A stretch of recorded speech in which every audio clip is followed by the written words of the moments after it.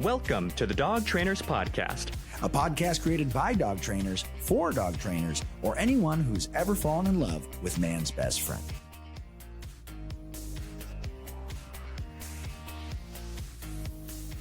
Hey everybody, welcome back and thank you so much for listening to the Dog Trainers Podcast. Mariano Alvarez here and Brent LaBrada with a couple of very special guests. We're excited to get into this, so without further ado, let's kind of frame things, okay? The perception of dog training as a craft it overshadows its perception as a business. And because of that, the elements of good business tend to fall by the wayside with many dog trainers. What we have for you today is a couple of first-time guests to the podcast who specialize in helping trainers develop some of these elements, specifically in sales, marketing, CRM, and automation services that are designed to save you time, as well as ensure your clients have a smooth and seamless overall experience when working with you. We've got a friend of the show here who's been an absolute godsend to me, and a new friend that I'm excited to meet, and I'm going to kick it over to Brent, and we'll get these guys introduced and get things started. Over to you, man. Yeah, man. Don't be selfish. He's just not a friend just to you. He's a friend to me also. I want to introduce the founder of Hayden Services, Will Zack. How you doing, bud? I'm doing good, man. Thank you. Thank you for having me here. Dude, we're so happy that you're here finally, and I want to introduce your associate executive director, Zack Barkley. He helps everybody with kind of the day-to-day flow of everything, and I can't wait to dive in and interview you guys and kind of get to know. But before we get started, those of you guys who don't know about Hayden as a dog training service, as a marketing service, as a CRM and sales service, you know, I met Will when he was first starting this company out. He was actually still a dog trainer, which you'll tell us a little bit more about that story in our interview. But and he was making this transition, and you know, when you meet this guy, he's such a kind, genuine soul who's hardworking and like very conscientious and always takes care of the people around him. And he actually, you know, was really, really kind, and he helped me build my website when I was first starting out my company. And then he helped me, you know, improve my lead generation and all this stuff. And honestly, Will, I have to tell you this just at the top of the episode. If it wasn't for Hayden Services, I don't think I would have been able to scale my company from 9 employees to 25 employees, right? Like I wouldn't have been able to generate so much, you know, and sales that I could afford to employ those people or get the new building that I got in 2024. So I just want to start by saying thank you, and thank you for entering our lives. And I know that you've been servicing like hundreds of trainers across the country, and want to get to know that story a little bit, and kind of get to know a little bit about you and kind of where you started. And then we'll take off like how Hayden started and what your mission and what your goal is for the company. Cool. Well, my name's Will. I started Hayden back in 20. When did we meet? 2022? 22, yeah. 2021, 2022? 2021 to 22, right? Yeah, and I think at the time I was just helping friends. You know, I was a dog trainer prior. I had a company, and you know, just like everyone does, we go through marketing companies, but they don't really understand the dog training space. So I think even though there's marketing companies that niche down in dog training, they were not dog trainers and did not own a dog training business, right? So you can niche down on it, but you don't understand the space as much as we do, just from being dog trainers, right? And I think the market was missing that key point, right? So I decided to open Hayden. In the beginning, I was just helping friends. People that knew me, I was helping them do their website, their Google ads, social media ads. And then later in 2022 or 2023, right, we went live. You know, we started taking clients, and we grew pretty quick, you know, just because we do understand the space.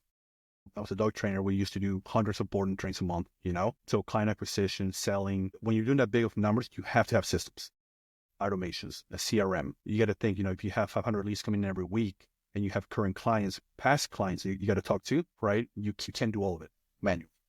You know, I think at that point, my sales team was up to 5 people just on my company.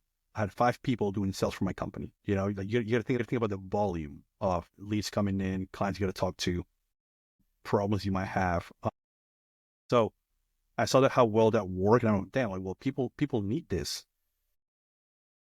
So that's when I'm like, let's go live and let's help more dog trainers. And now we're into 2025, and we're doing better than ever. We're still growing, and yeah, you know, as I grew the marketing company again, I've never owned a marketing company. So just like when you grow a dog training business, you don't really know how to grow it unless you're being helped, right? You can wing it, and if you're lucky, it'll do great, right? But if somebody can save you a bunch of years of trial and error, that's phenomenal. Yeah. So I've had some mentors help me develop the marketing agency, and then as I'm growing, right, I brought Zack in to help me create the team, right, create a team, train the new people, and so on. Right now, our main focus is being able to help dog trainers from every aspect. From if you don't have a dog training business, we can take you in, coach you, do the marketing, do the website, and help you scale, grow and scale. If you already have a company doing, let's say, $50,000 a month, then we can help you get to the next step. Because I've done it. Zack has done it. Now he has like 18 locations now. So he understands that it's all a numbers game, right? And you need systems for numbers. But yeah, that's where we're at now. That's amazing, man. That's amazing. I think, you saying that being a dog trainer like really helps you understand, obviously, the industry. What were some of those things that you saw maybe that you thought you definitely excelled better at than other marketing agencies? Like being a dog trainer, like what were some of those things that you're like, oh yeah, we know this a lot better, or we know this a lot better? Understanding how to market to the pet owner. Mm-hmm. Right? As a dog trainer, you can, over time, you kind of see like what they want to see to engage with your company, right? So when we're creating ad creatives, or we're doing Google ads and optimizing Google ads, right? Like the headlines, we know how to track the pet owner, right? If you just put in general headlines that don't really help convert, you're kind of wasting money, like same thing with optimization, because you're bidding on keywords. So as a dog trainer, I know what resource guarding is, what reactivity is, right? So if I want to target those people, I know what keywords to use, what keywords to make negative keywords, what search to turn into negative keywords. That really helps us stand out because we understand, how to get the right clientele to come through the funnel. Awesome. Zack, talk to us kind of how you guys met, how you ended up joining Hayden and the company, and tell us a little bit about your story. Like, are you a dog trainer as well? Yeah. Perfect. This is great. Yeah, so let's see. We met back in, I want to say around 2019, 2020. I had actually left a job. I was doing like government contracting, training dogs for private organizations. So I left that and wanted to get away from it. I was trying to get into the pet space and ended up reaching out to Will to see if he had anything. Funny story, he actually wanted me to move to Raleigh. He was like, hey man, I got this here. And I was like, oh man, I can't move there. Well, later that year, I ended up moving there anyways and opening my second location in that area. And then went over and met him. And that's when he really showed me Hayden. He had the CRM and everything. And I was like, man, this is awesome. Like, I don't come from a business background or anything like that previously, but I've always been a critical thinker. I'm very analytical. And when he showed it to me, I was like, man, this is going to change the game. Like, everybody's going to want this. And so I think I was one of the very first users to utilize Hayden, and I really dove into it. Like, Will was like, hey, I'll let you kind of mess with a few things in here, but don't mess with automations and stuff like that. You'll mess it up. I was like, all right. So I just kept digging for information, and eventually he was like, look, you know enough now, like go, and if you mess something up, we'll fix it. So that allowed me to really dive into the system and learn how to create automations, create, stages, workflows, all kinds of stuff in order to help the onboarding process or business operations, like streamline them a lot easier. So, that helped a lot. As far as my background and everything, I started out as a military working dog handler, and then, went private contracting and was training dogs for the military and stuff like that. After that, went into the pet side. We now have around, I want to say we're pushing about 20 locations, and all throughout the U.S. And then, we're just continually growing. Hayden's been a big part of that. We all use the CRM. We all utilize Hayden for everything. So yeah, man, it's been a great journey, and I contribute a lot of it to Will's help. Of course, like it takes more than just somebody telling you what to do, but it wouldn't be possible without what he's brought to the table and the knowledge that he has on top of that. Yeah, no, I can definitely attest to that. It's funny when me and Will kind of first met, he lived with me for how long did you live with me? I think it was like 3 months. He lived with me for 3 months, and like we barely knew each other. And I was like, yeah, man, you can stay here with your family. And the funny part is Hayden. I don't know if people listening, Hayden is named after his son, Hayden, who at the time was he was like a good 1.75-year-old, and then during those 3 months he turned 2, and he was a wild monster. I remember second guessing having children during those 3 months, but anyways, it's named after his son. But one thing I saw Will doing, like Will would be up till like 1-2 in the morning, like on his laptop, like just grinding away. And you hear these stories, like we're all entrepreneurs here, and most of the dog trainers listening are entrepreneurs. But those people, when people talk like, oh yeah, no, I put 20-hour days in, I put 18-hour days in, like legit, he would be awake when I went to sleep, and he would be awake when I got up at 6:30 in the morning. Like this dude put in the time and put in the hours, and I just found that like that was so admirable. I was like, fuck, I got to do better. You know what I mean? So yeah, he's a super hard worker. He brings a lot to the table, I'm sure. Another question for you guys. So Hayden Services, you guys have kind of like these multifaceted departments and specialties, and you guys actually have specialists from business development to social media to marketing to just the CRM itself. So you guys have a lot of cool resources. What would you guys say is a pretty typical entry-level problem that you see a lot of dog trainers have? Like, what's keeping them from getting to that next level? I think two things. I mean, so there's a lot of things. Let's right? start with the simple, But the common ones, yeah? I think one is not getting clients, which comes from lead generation. They don't have a way to generate leads. And two, selling. A lot of these people come into the dog world thinking, I'm only going to work with dogs, not people, and then you realize you do got to work with people, and you got to sell yourself to people, which is not something easy to do. If you already don't want to talk to people, you're already starting at the bottom. So I think selling is a big thing that most trainers are lacking on. You are selling a big ticket item. Most people charge $2, $3, $4 for dog training. And most owners don't go in thinking they're going to be paying that much. They were thinking they were going to pay $150, like PetSmart. Yeah. And then you're dropping out, it'll be $4,000. Yeah. Also, like they like the ability to sell themselves to that price point. That's what I think. What about you, Zach? Yeah, I mean, those play a major role in it. I think also is the mentality of a dog trainer, right? We want to do it all ourselves. So, when it comes to running a dog training business, it is, yeah, sure, it's all about training dogs and taking care of them and everything like that. But at some point, you have to realize it's about the business, right? If you are not hiring people to do the things that you're not great at or excellent at, then, you're failing. You can't do it all yourself, especially if you're training dogs, doing sales, running your marketing, so on and so forth, doing social media, right? So I think it's a lack of understanding like when and how and who to hire for those different departments. Yeah. And in this season, pretty much what our goal is like teaching people, like, how do you buy time back? Like, you're cleaning up dog shit, you're taking dogs for walks, you're prepping their feeds, you're giving them meds. You're if you're a one-man show, like, you're busy 24 hours a day. Like, even when you're sleeping and the dog has diarrhea, you're waking your ass up to take him out and cleaning it up, right? So one of the big themes is like buying back time. And I remember one of the best investments I ever did as an entrepreneur was just get a like a admin or like an assistant, right? Get someone who could answer the calls, who could call the people right back, who could, send out emails for me, who could do that stuff so that I could focus on my other stuff. And it's so funny, when I met you, Will, and when I first started working with Hayden, we were at this place where she was busy. She was like, I got a lot of stuff to do. And Hayden just even helped cut that in half for her, like helped her not be so busy. So now I can actually use my admin as, not as an assistant to help me develop the business.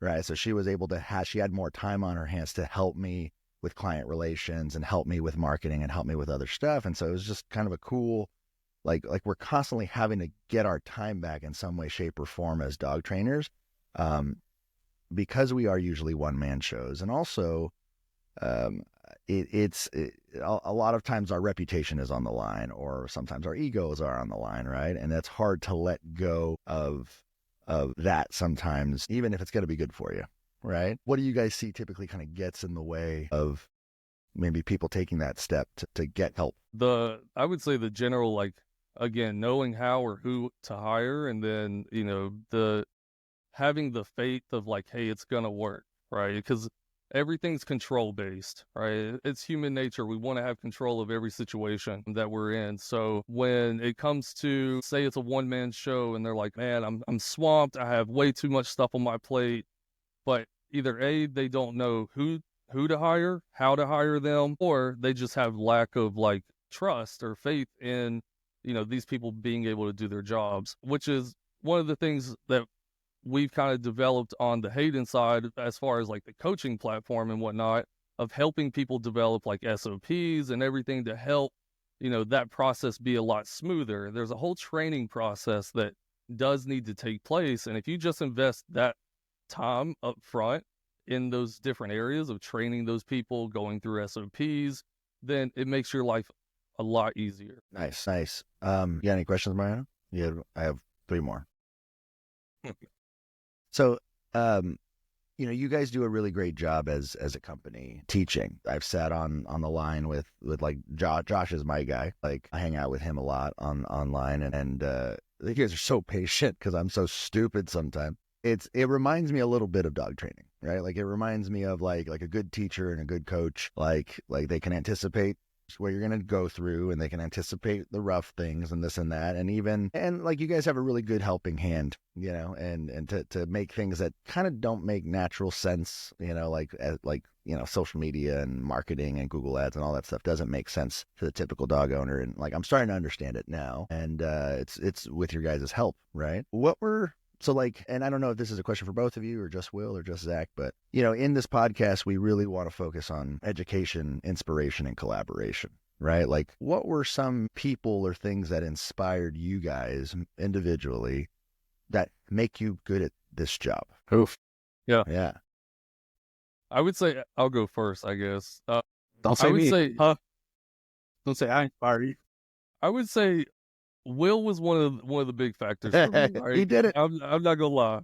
Seeing him grind it out, seeing him scale his company and everything, it was a big motivator. And even Aaron with Ridgeside, like the way he scales and brands and does everything that he does, like it's phenomenal. And I'll always give props to both of them. But the way they did and set up their companies, it was inspiring to me. When I first started my company, it was supposed to hold me over till I found my next job. It wasn't supposed to blow up, but then it did, and I was like, I threw my last $1,000 paycheck into lead generation and came up with, I think it was around 15,000 that month, right? And that was a big deal for me at the time. And seeing how that worked, like just taking that and going with it, it blew up over time. But I would say watching them and them seeing how they developed their company was a huge thing for me.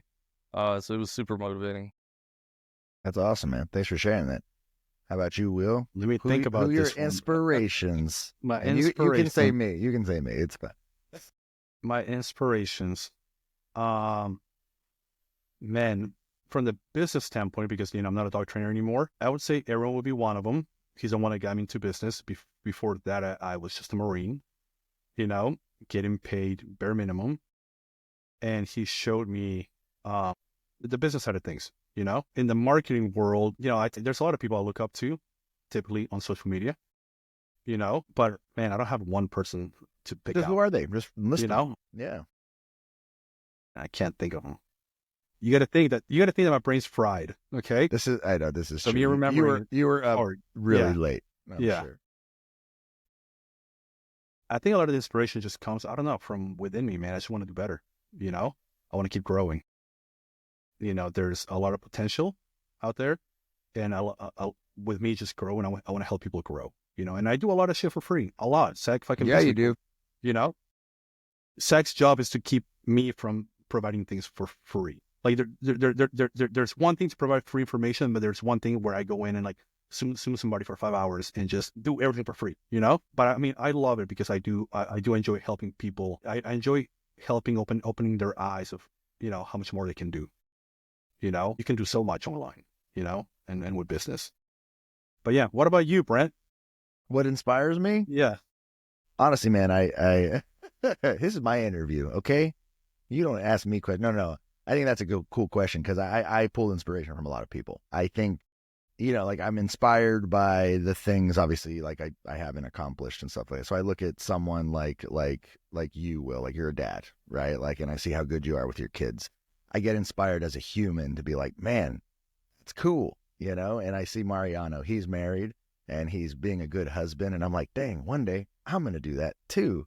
Right. And then, inspiration when it comes to business. I had a mentor for 10 years that taught me business, and I actually pulled him out of retirement so he could be my sales director for my company. And he was like, all right, for a year, I'll do it. But I think I get inspired because in a way, through this podcast, we meet a lot of dog trainers and we make a lot of friends.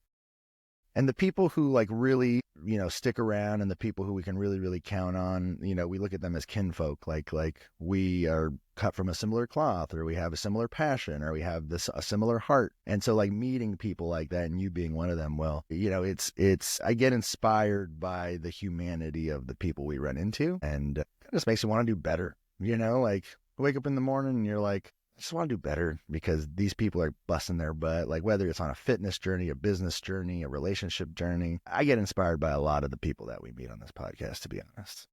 How about you, Mariano? I mean, same. I think my big inspiration comes from, well, my two big inspirations are, and then I'll try to think of where they come from, is I'm constantly falling further in love with dog training itself, just as a skill set and all the intricacies therein. But I'm also falling in love with the idea that running a business doesn't have to be difficult. I do a really good job at making it really hard. Will does a really good job at trying to make me not make it hard. Sorry. But I genuinely want to get to a place where, I find it so inspiring. You guys are like, I have all these kennels and all these operations. I'm thinking of it more in the perspective of, when I have kids that are old enough to need my attention, 3 years old, which means I've got like 4 years to figure this out.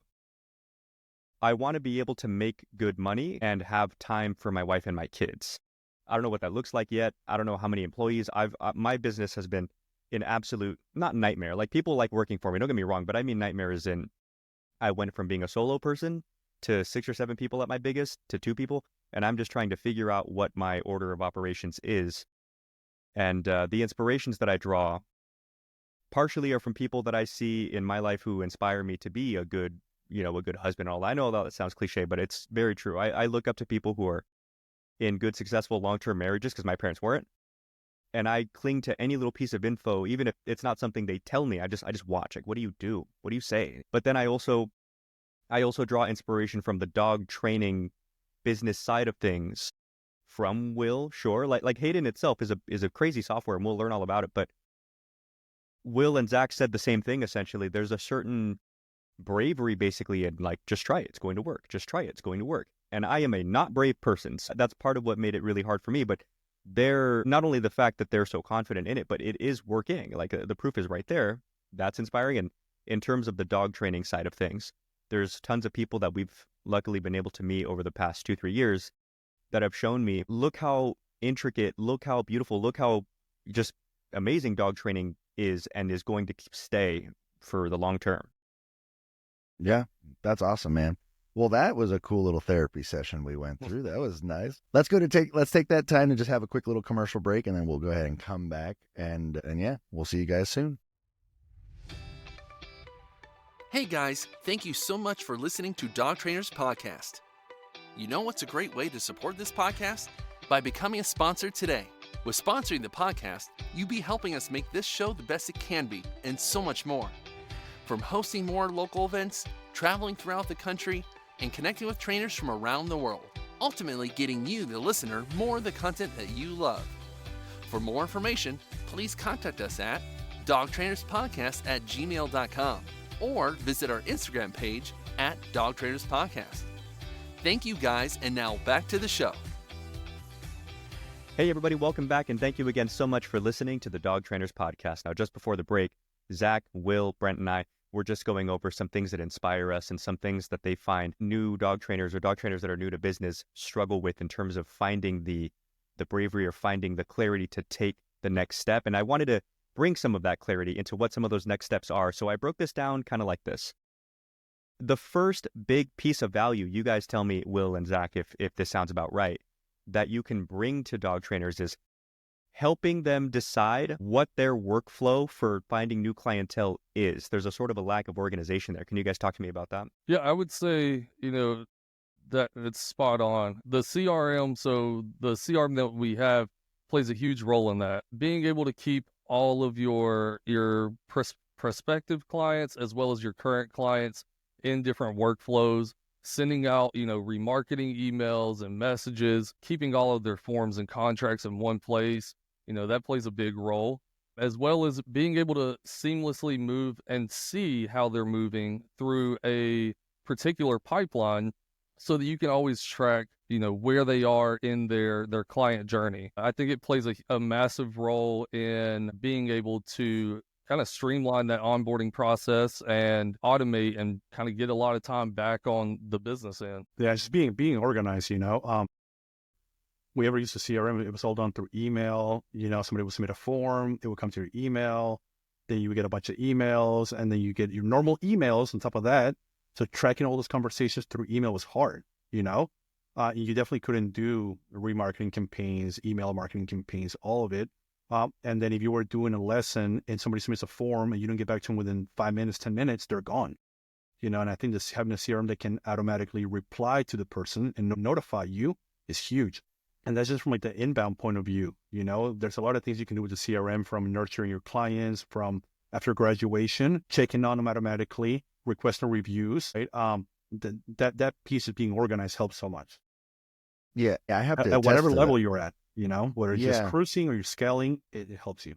Yeah, I have to attest to that. Like, the automations are crazy for me. I have pipelines for all 6 of my trainers. They have their own personalized automations that send out. And it was so funny. Just yesterday, my front desk goes, they go, "Are we giving a 10% discount now?" And I was like, "No, what are you talking about?" And it was like a 3-month automation that sends a 10%, like, "Hey, just offer. so you know, off a 10% Yeah. offer." And that 2 people called back for that 10% offer. You know what I mean? And then we got one of them in for a booking. So it's just so funny. Like, we didn't even think about that for months. But there was this text that was going out every 2 weeks, every 4 weeks, and then every 6 weeks. And then 3 months later, this client that we completely forgot about got a message that offered them 10% off, and they came back and did business with us. Yeah, and it's like, reactivation campaigns are important, being able to reactivate lost leads, because you are going to get a lot of people tell you no. It's just that's the nature of it. Out of 100 leads, you might sign up 15, 20, but you have 80 who you won't talk to again. And if you don't have a CRM, they're gone forever. And you spend 20, 30, 50 bucks per lead to acquire each lead. So why just let them go? Yeah. You put them in a workflow where you can continuously try and reactivate them through offers. Yeah. And it doesn't have to be like a gym when you're trying to quit a gym and they're like, "Hey, if you sign up again, we'll give you 50% off every single day." Yeah. Yeah. It can be a little more spread out, but even with leads, a lot of people say it takes 10 to 12 times, 10 to 12 attempts to get them sold. Yeah. And most people are not doing it. Most people talk to them once and that's it. You got to continue doing it, because they might go try a different trainer and it didn't work out. And it happens. You probably get clients who have tried 2-3 different trainers. Yep. Right. So if you stay on top of it, they might come back to you. Yeah. Right. 100%. So reactivating those lost leads is huge. Yeah. Well, let's pivot into that a little bit further. So we were talking about organization through automation and just the time that buys you back. But let's talk a bit more about the marketing service. And just a quick request. It's very easy for us because we know what all this stuff means. If you guys can break it down for the layman, like, what is a CRM even? Like, right? Like terminologies, anytime we're going to say something to our listeners, just talk to them like they have no clue what we're talking about. A CRM is a customer relationship management software that helps you keep all your clients' information in one place. You do all your communication within one place. Go ahead, Zack. No, I was going to say the exact thing. And I just want to hit on that too. So one thing that I talk about a lot, especially like during our like mastermind or coaching calls or any of that kind of stuff, is when you're setting up your CRM or your customer relationship management software, you want to have a vision for it, right? And, the way I think about it, I don't know if you guys have ever seen it, but you ever seen like the little water fountains that, the water trickles down, it hits one thing, and when that fills up, it goes into another. So that's how I imagine setting up a CRM, so that every one of those little water cups is a funnel, right? To where if a lead travels into one water cup, it shouldn't end there. It shouldn't dump out and go somewhere else. It should filter and go straight into that next funnel.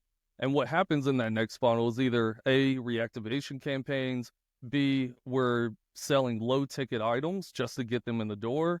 Like, you have to be able to trickle them into other services, other products, just to get something out of that lead, make them a customer. Because once you get them in the door and you build that trust and everything, it's so much easier to sell that higher ticket item, or, whatever you were trying to sell the first time. Let's talk about some of those different ways that you get people in the door. I think it's hard to say, actually, because Will's helped me in all kinds of different ways, but I think one of the single most important, one of the single most critical, the piece I couldn't be without today, is the marketing services. There's Google ad campaigns and all these different things.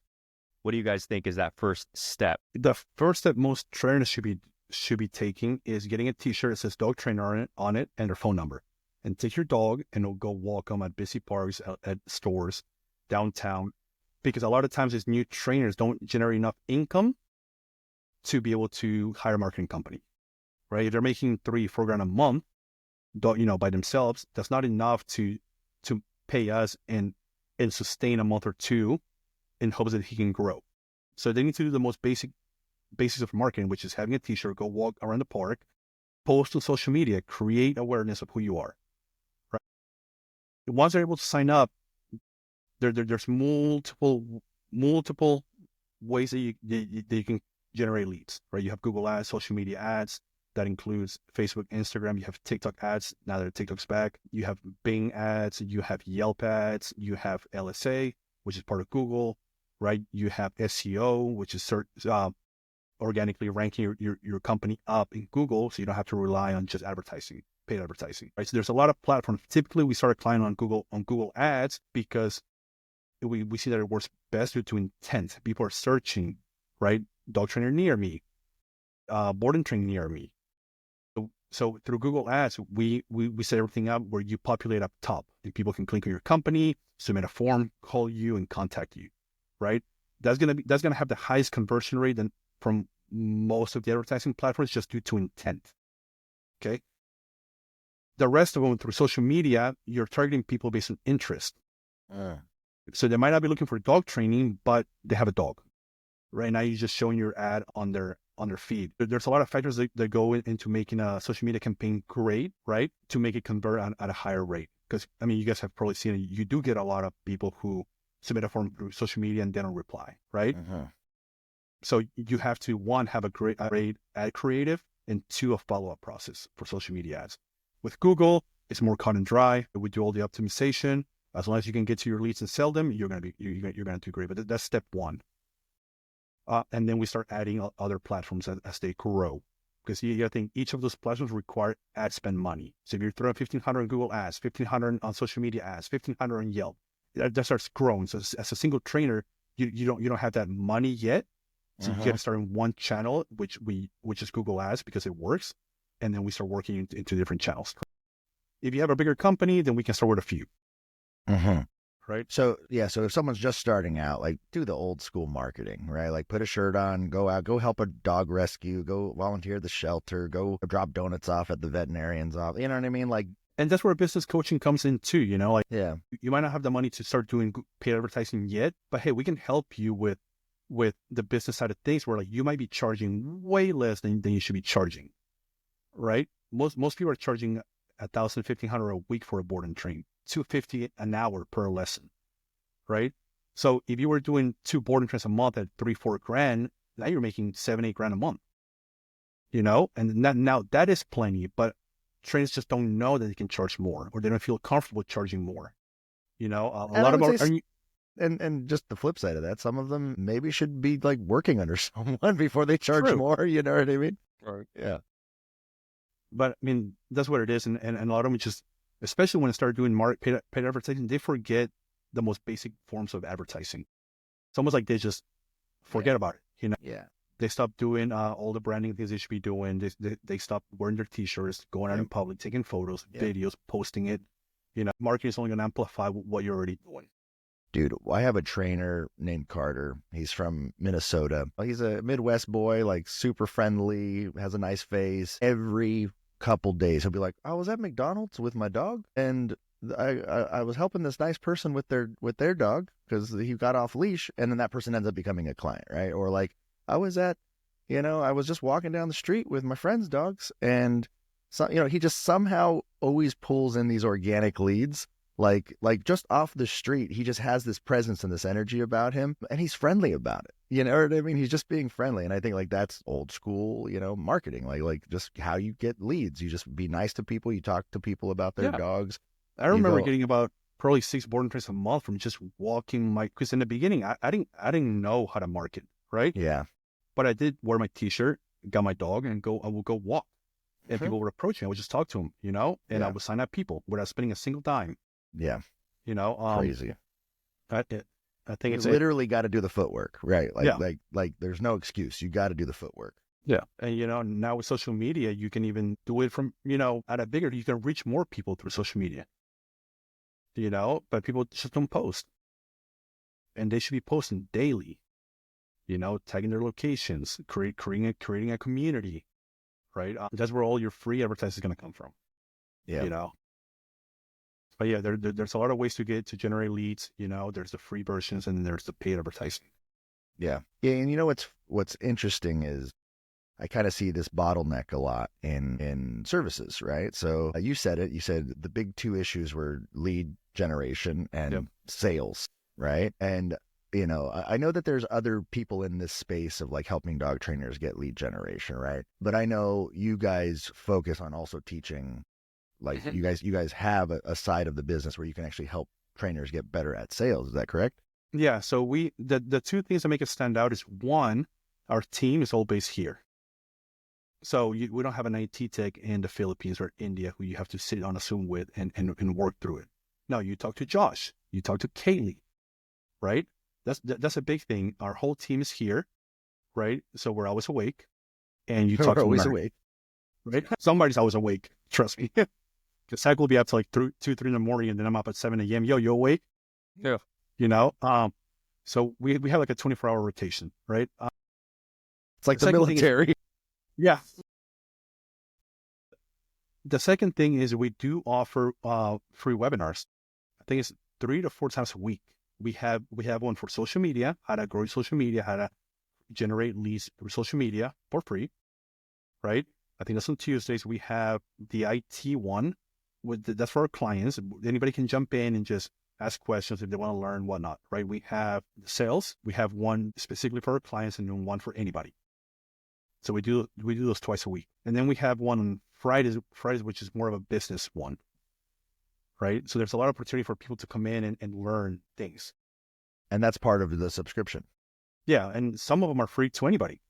Wow. If they're posting on social media, which is like 3 of them, just join,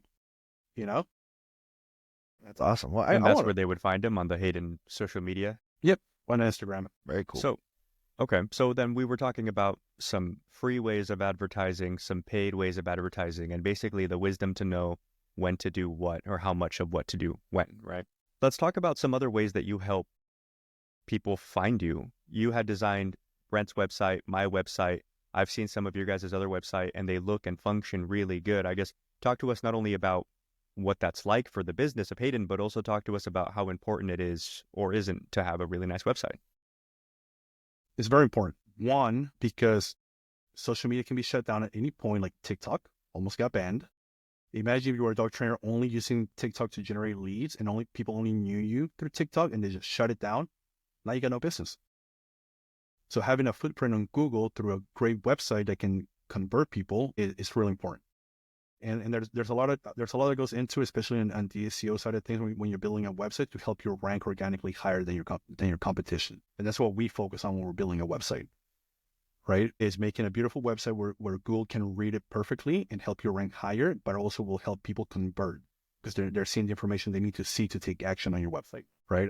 If you're driving traffic to a turbo website that's not loading, then people are going to back out. They're not going to convert. Right? If I brought you over to do a meeting at my house and it's just dirty, it's a mess, will you do business with me? Probably not. But if it's impeccable, clean, you're more willing to do business with me. Same thing with the website. You're spending all this money to drive traffic to a website, right? If it's terrible, people are not going to convert to a lead. But if it's beautiful, if it's loading quick, if they see the information they need to see, boom. So yeah, so it's really important. It's like I Zach would said, say, right? Go ahead, dude. sorry. I would say too, like even with paid advertising, I mean, you're going to get people that are going to see your Google ad. They're going to click on it. They're going to go to the landing page. They might submit a form. They get on the thank you page, and then they're like, let me do some more research on this company.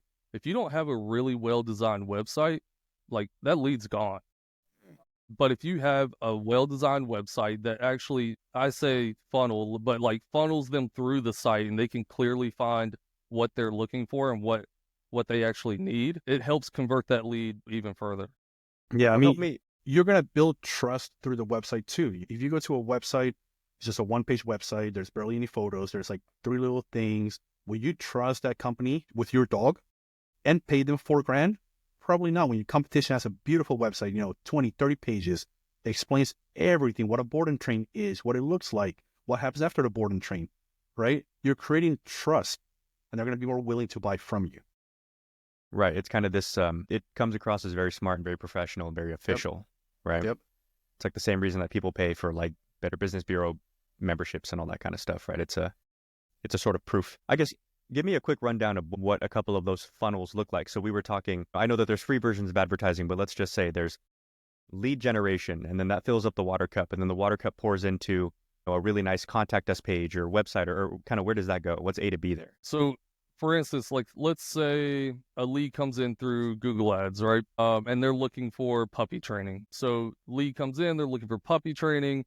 Well, that next thing that you're going to be looking for is like contacting the lead, et cetera, right? You're still going to be in that one cup at that point. After you contact that lead, let's say they tell you, I'm not really interested, or I can't afford it, or whatever objection there is. For every objection, you should have something to fall back on. And that's where that second water cup comes into play. So that second water cup should be a lower ticket item, right? So say you have a group class that's, $100 a month, right? That you can offer them just to get them in the door, get them to come see you, see proof that you know what you're doing, and you have client testimonials there, right? So there's one. And then that water cup can trickle into something else. Hey, let's do a free consultation, right? Now that you're in your third cup, now let's go into, maybe they say no to all 3 of those, right?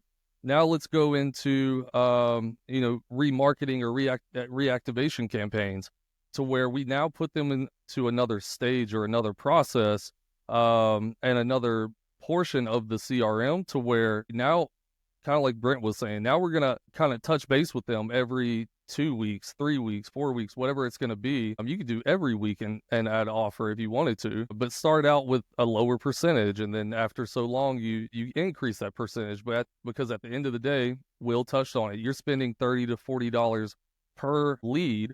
If that lead comes in at $40 and I'm getting, $1,200, $1,500 out of them at 40% off, I'm making more than I would have at losing that lead. Does that make sense? Yeah, totally. I mean, it's the good old, 50% of something is more than 100% of nothing type thing.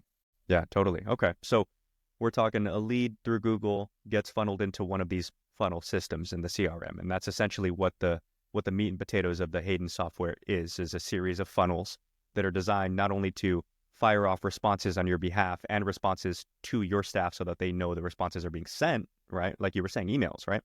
But it's also by proxy, by doing that, it just buys your guys' time and like mental energy back, so that you have the opportunity to then do what Will was saying. Well, you've got to make social media content. You've got to get out there and just be seen. And, for the people with employees and all that good stuff, you've got to just be present and available to your staff. You've got to do all kinds of things, especially if you want to grow moving forward. Like for Brent and I, just to etch out time each week to do this podcast can be a struggle. But the more that you automate and save time, the more that this stuff becomes possible, is kind of what I see as the true brilliance of having a software like this.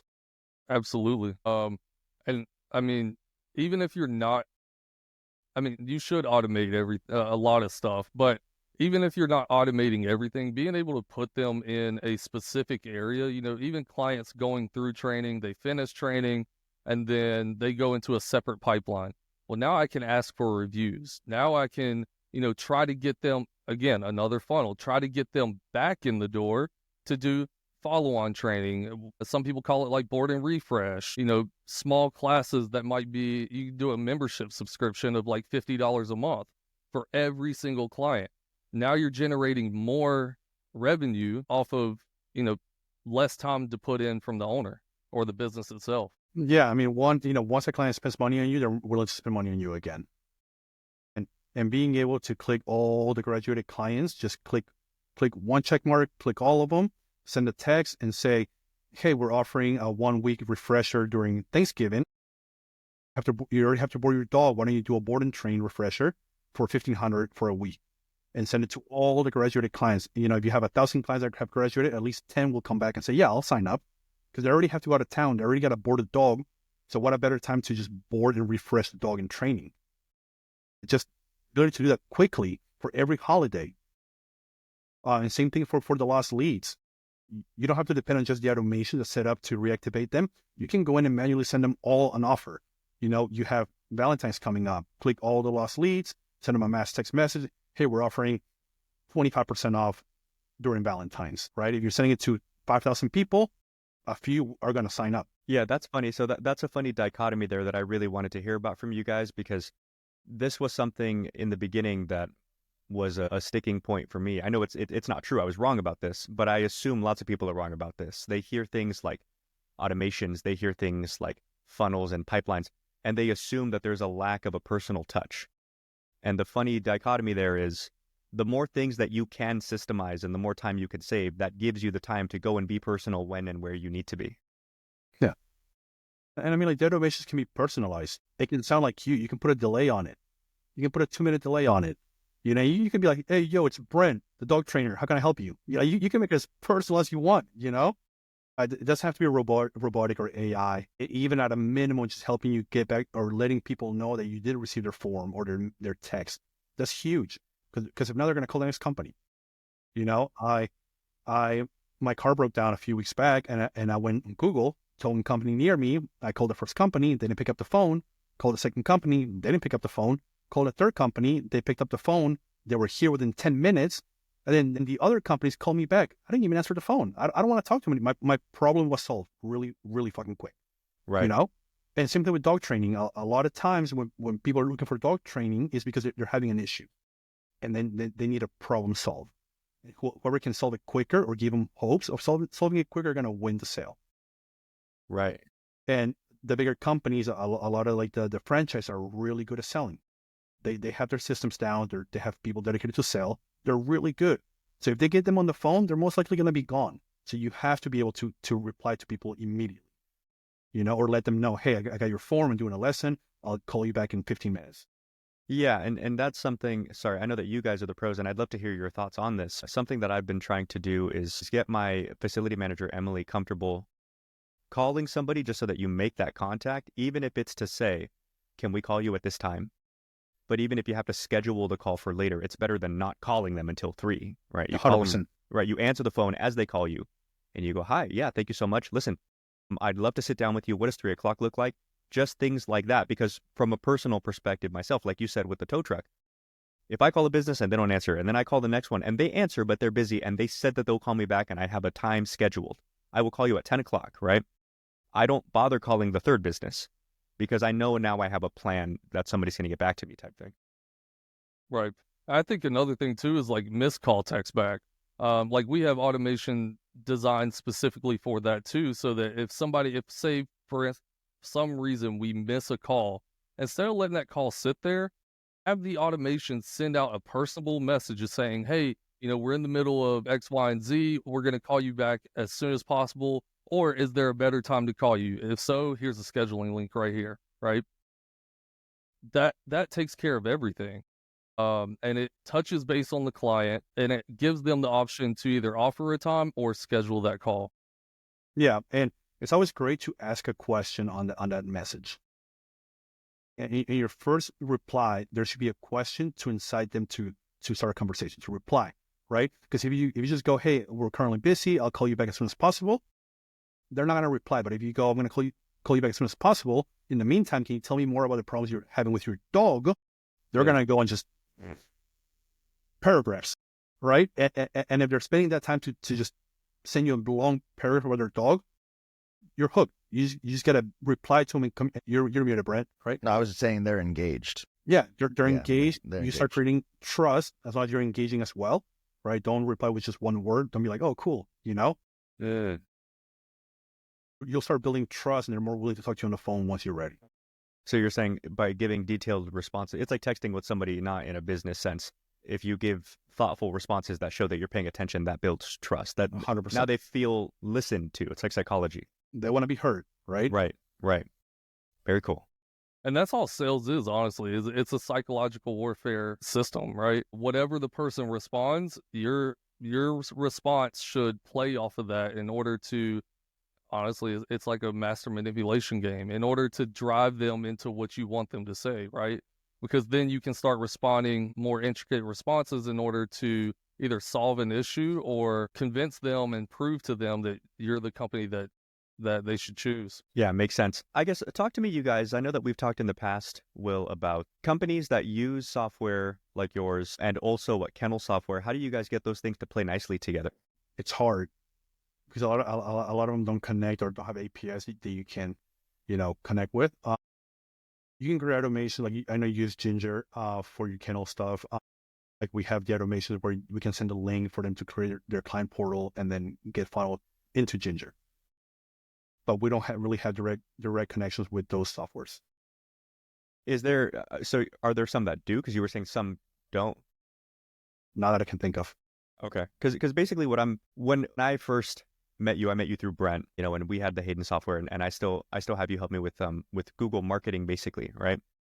But no BS, you guys, for the listeners, that is, Hayden as a business, but Will personally, just as a friend, has helped me so much that honestly, I'm so tempted, because I like Ginger. I'll be real with you guys, but I'm so tempted to go back to Hayden, not only because of everything that it does that Ginger doesn't, because there is plenty, to be sure, that Hayden does that Ginger does not. But also, honestly, just because Will is just that great, I'd rather give him my money. That it just makes me curious, since it's kind of this open-ended. When I talked to Sherrod, it was this Hayden sounds like this kind of open-ended series of connections that can always grow and build, and and maybe there's kind of a pseudo way to make a sort of kennel software out of it if you kind of know what you're doing. I guess talk to me about the limitlessness, essentially, of what Hayden can do in the future. Money. Money is a limitation, because we could create a boarding kennel. It's going to cost a lot of money that can get connected to the system, Unfortunately, I don't see, we barely have any boarding clients, right? Or kennel clients. So it's like, it's not worth the investment for me. Or the majority of clients are dog trainers. If I was in the kennel space, and I had 1,000 kennels signed up under Hayden, then yeah, I'll invest 100, 200 grand into creating a software that can connect with it. And so for the people listening, I guess you're telling me we don't need to get into the nitty gritty of this. We can talk about this like later, but just kind of what you're saying and what we've talked about in the past is basically was like, rest assured, you guys, I know I'm not a kennel, but I have boarding dogs. Most dog trainers aren't kennels, but they have boarding dogs. There are systems in Hayden currently that can do what a lot of these kennel softwares do when you only have a small number of dogs. Yeah. The problem is if you're running 50 kennels, 100 kennels, right? Right. And you're having daily check in, check out, daily having to check in, having to check vet records daily, right? And administering medications. Like you can do notes in Hayden, but like kennel specific software have things dedicated for those things, right? Got it. So yeah, if you're doing 10, 20, 30 boarding trains, 40 boarding trains, but you don't have a boarding specific thing, right? And yeah, Hayden's phenomenal. We have clients in Hayden who are doing 50, 100 boarding trains a month, they manage it just fine. I love it. I would say, like, as far as like integrating with other kennel software, the biggest thing for that too is just the organization around it. Because when I ran my facility and whatnot, it was all based around the organization and transferring or notifying the individuals that were responsible for getting these dogs in kennel spaces, notifying them that these dogs were coming in and what their issues were, whatever else. Like you can notify your say your kennel manager or a boarding manager or whatever else, of all these different issues, and, you know, kind of funnel it to them so that, or push it to them so that they have an idea of where the dog is going, etc. Or, you know, kind of like he was talking about with Ginger, sending that link to be able to then put them in Ginger in a kennel software. Again, it's all about creativity. The system itself is honestly, like, I would say limitless. We're learning new things about it every single day. Josh heads that department. He's researching and watching videos on it and all kinds of stuff, to where we're constantly developing different systems and different automation packages so that we can help clients in different areas. But, you know, it's just one of those things to where we just have to keep learning the system and be creative. And that's super cool, because that's what I want to hear about. So if the future of Hayden, at least currently, isn't like big kennel side, that's totally fine. But tell me, what is the future of Hayden? What are you guys looking into next? Keep growing, man. Keep helping more companies. We're growing our team. Our team has grown. I think we're at 15 people in our team. We've grown from 1 to 2 to 15 in the past year. Our goal is to keep helping dog trainers move into grooming, move into kennels, right? Helping them generate leads. And we have other projects we're working on, but right now we just want to take care of our clients and, you know, give them the best that we can give them. Yeah, I would say, That's awesome. I would say also, like, trying to find different services that we can offer that, you know, dog training personnel or dog training businesses need, or boarding businesses or whatever else. That's one of the things, you know, when I came in as executive director, me and Will sat down and we were like, hey, these are the services that we offer, but what else can we give that is really going to help our clients, and what do our clients actually need? So, you know, that's what we're always brainstorming. I think about that daily. So that, I would say that's in the future always. And that's great, because that means the service is going to keep getting better and better, basically. Yeah, it's really crazy how yeah, and that's just how tech is these days, right? It's like it always has to get smarter, it always has to get better, it always has to grow. Versus, like, you know, like back in the day, it's like you'd buy a program and maybe get like an update like once a year. You know, like you guys are constantly updating and are kind of raising this program. You know, it's really cool.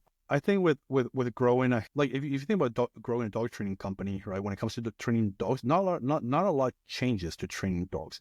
You learn a few things, you apply to your training model, but there's not like drastic changes that happen. In marketing, there is. Google's releasing new AI platforms, you know, every week, new optimization things every week, right? They change the whole game. Same thing with social media. So we have to keep learning as we go too. If they have a new change coming up, it's not like we know about the change ahead of time. Right? There's a lot of things we got to do and keep up with as we're providing the services to the client. Especially with SEO, so much has changed. I think growing Hayden, right now we're focusing on taking care of our people, looking at different things that we can offer them. As you guys know, as things slow down, the economy goes down, everyone's relying on advertising, which makes advertising more expensive. It does. You know, 3 years ago, a lead might have costed $10. Now, if you're with us, right, we're seeing them at $20, $30, $40. There's people paying $100, $200 per lead. Oh, and that just happens, you know. That's why you can't just sit back and wait for the marketing company to do everything for you. You need to be doing the things you're supposed to be doing. Yeah. Like right now we're kind of entering a slow season, right? After post holidays. And so all my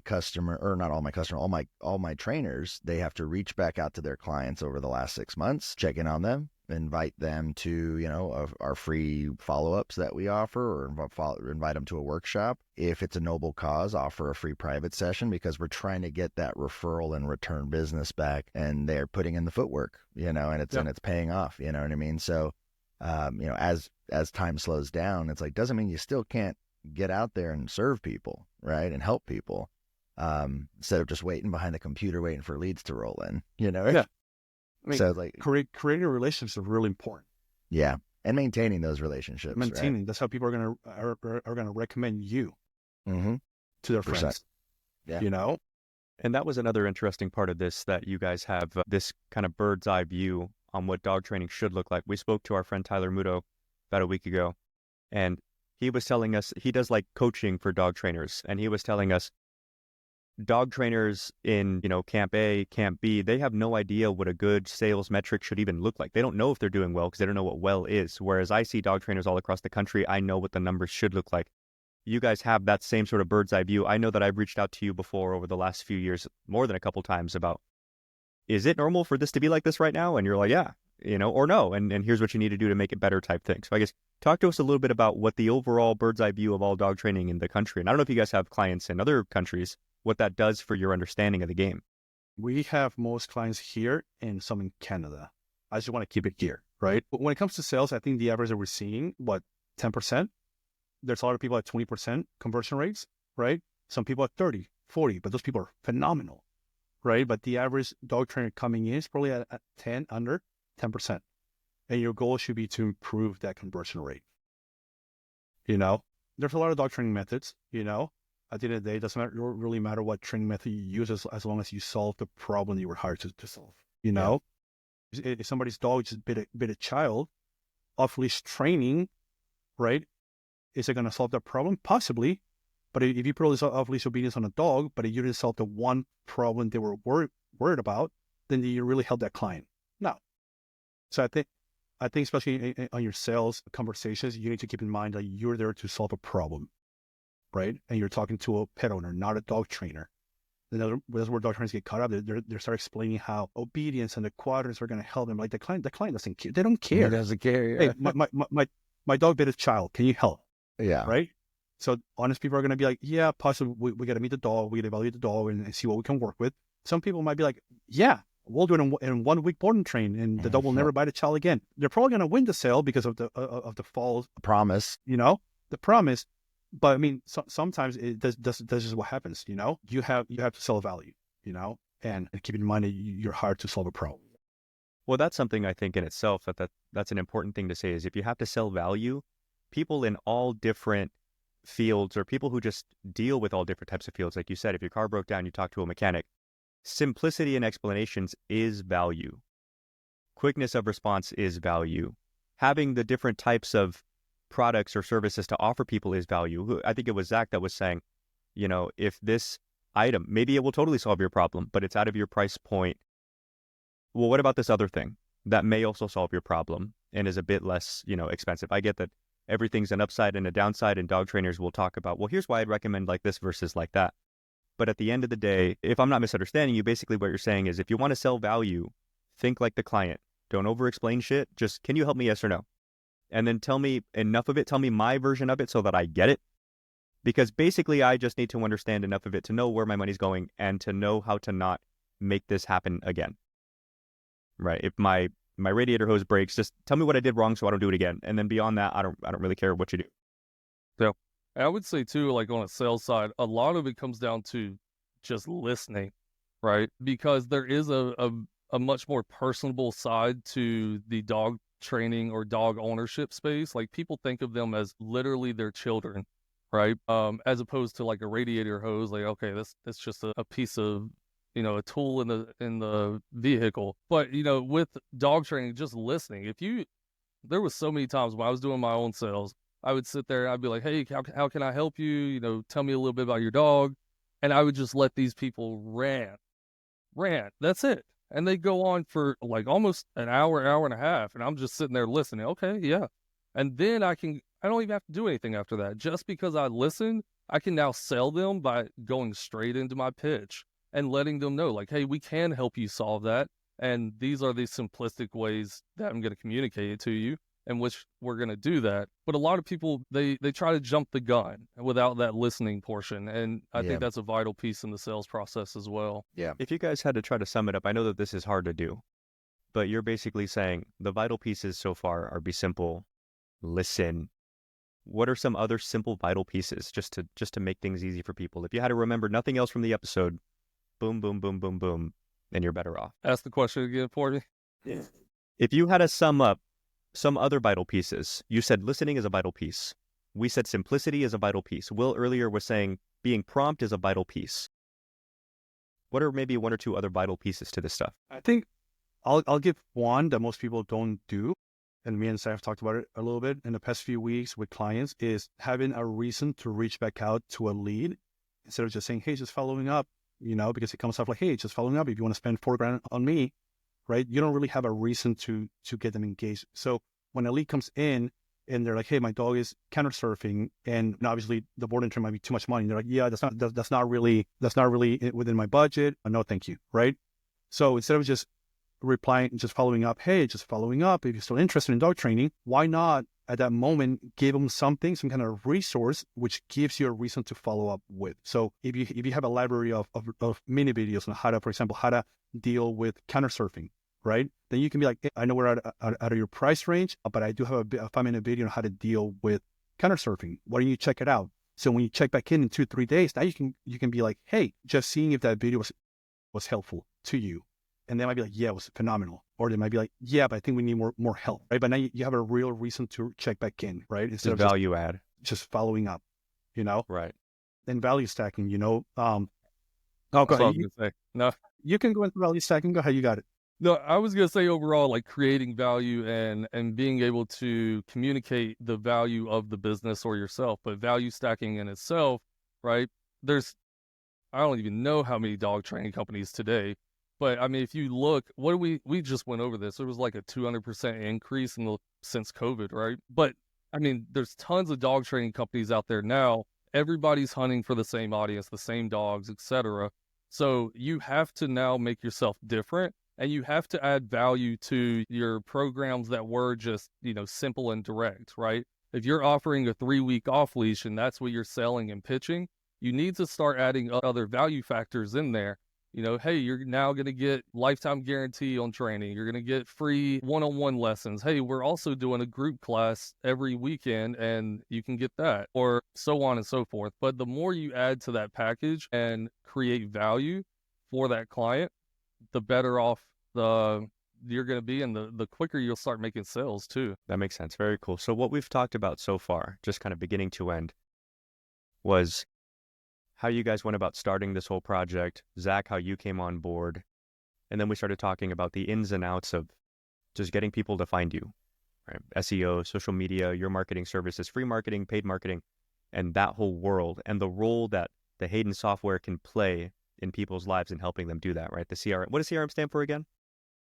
Customer Relationship Management System. Customer Relationship Management System. Or software. And all of our, that's okay. CRM, whatever.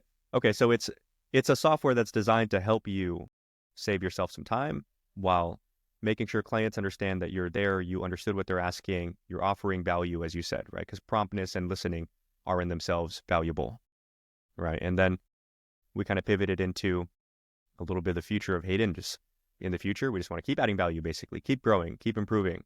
And I think that that's really cool. Where can people find out more? So like I've seen the I don't know if it's like the back end side of things, the website that I would use, but what's up, dude? That's Hayden. What's up, Hayden? Special guest. Yeah, he got big, special man. Appearance. Sorry, for listeners on the podcast, Will's son just popped in. Say What's hi. up, Hayden? Hi. Hi, Hayden. How you Hi, doing, man. buddy? I saw your iPad the other day. It's super cool with the future of Hayden just being focused on improvement. Basically, these guys practice what they preach. It's all about making things better for the customer. It's all about making things more accessible to people. And that's what they're working on as a business. And what I was asking you right now was, where do people go to find out more? What's like the public facing Hayden info website, or what's that process like? Our website, hayden.pro, HAYDN.PRO. Okay, just Hayden.pro. And they can find info and they can schedule demos or do whatever you guys do. Everything, yep. Awesome, man. Are there any final things, any upcoming things, anything like resources that you guys want to mention to our audience before we let you go? I think going back to sales, you need to know yourself. If you're not good at making sales over the phone, schedule people to come in and do it in person, right? If you're not great at either, hire somebody to do it, right? Because if you're not great at selling over the phone and you're not scheduling people in, you're not going to make a sale. So you need to know where your strengths are, and if they're not in selling, then hire people to do it for you. And then I was going to mention one more thing if I can't think of it. Do you have anything, Zack?